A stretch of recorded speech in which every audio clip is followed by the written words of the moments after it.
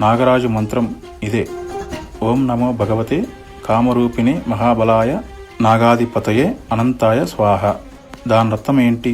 అనంత అంటే అంతం లేనిది, భగ అంటే అగ్ని.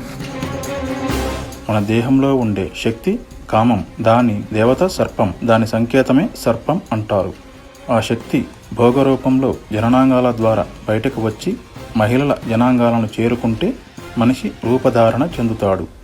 అదే యోగ రూపంలో సుషుమ్న ద్వారా పైకి వెళితే అది ఆత్మ సాక్షాత్కారానికి వెళ్ళి నిలుస్తుంది. ఇక్కడ అంటే అది సర్పం వీర్యం, ఇక్కడికి చేరుకున్నాక అది ఓజస్సు. అందుకే బ్రహ్మజ్ఞానుల ముఖాలు వెలుగుతూ ఉంటాయి.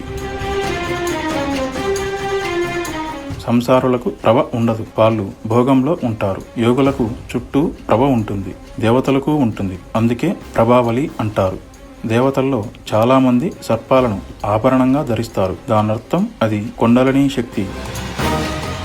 జ్ఞానాభరణం ధరించినవాడు శివుడు.